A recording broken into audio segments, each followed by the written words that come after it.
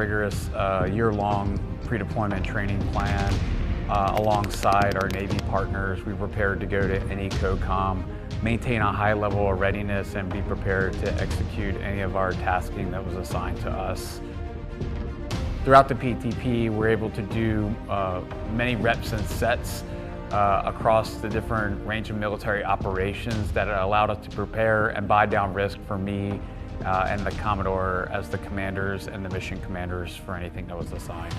The 22nd MEU and the EWO-ARG deployed on 14 August 2025 with anticipation of going to EUCOM and CENTCOM, but instead was turned south. Nearly a 10-month deployment to the US SOUTHCOM area responsibility. I felt fully confident, along with the Commodore, to execute our mission essential tasks in support of our nation's objectives.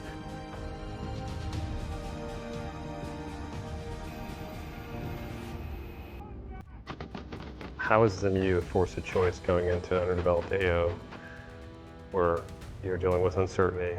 There are multiple problems to solve. It's all in the name. It's a Marine Air Ground Task Force. You've got a crisis response force that's got everything on it. You've got a forward staging bases across the yard, hundreds of Marines. You've got air combat element. You've got a logistics battalion. You've got a battalion landing team. We've got everything we need to accomplish the full range of military operations, from major combat operations to precision raids to intel collections. We've got a multitude of collections apparatuses on the ship. We can interoperate with SOF forces forward. We can do just about anything. We are your one-stop shop for everything. This is the tip of the spear. The RMU is the crisis response force for the United States. We know that. We do not take that task and that responsibility lightly. So it's expected that we are able to deal with uncertainty. We are able to deal with anything that is asked of us. We pride ourselves in the ability to quote unquote figure it out. You talk about why were we the force of choice? Well, it's because we've shown that we can be. So when we have advocates who are saying we know what the MEU has to offer, we want them, they are the partner of choice for us to conduct military interception operations. We've done more in the MEU's done in 2 decades with the amount of things we've accomplished from all of our mission essential tasks. If that doesn't say to the United States government and the people why we're the force of choice, I don't know what does.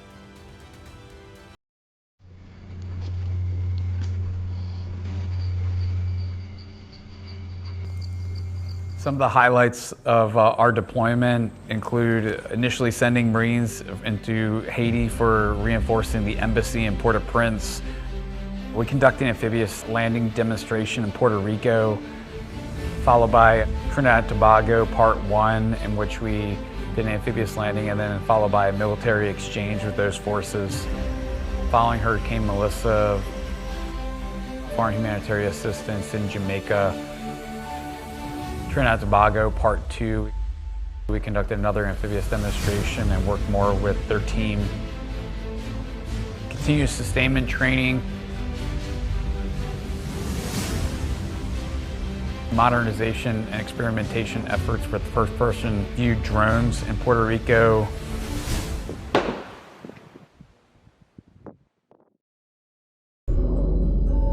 At my direction, the United States Armed Forces conducted an extraordinary military operation in the capital of Venezuela. Overwhelming American military power, air, land, and sea, was used to launch a spectacular assault. The MEU participated in Operation Absolute Resolve alongside our special operations partners and joint interagency partners, followed by the embassy reestablishment in Venezuela that ended up in reopening of the embassy and the flag raising.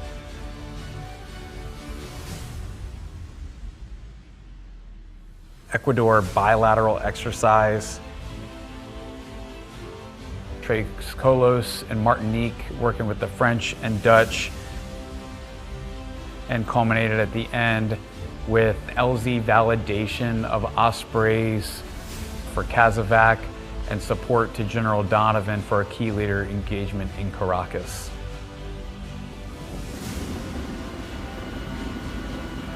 Even in month 10, the team was very sharp in executing all of our mission sets all the way to the very end. What was unique about this deployment, there was a lot of firsts, and we were constantly operational during the entire 10 months. We weren't just doing OAIs, we were doing operation to operation, task to task for the entire 10 months.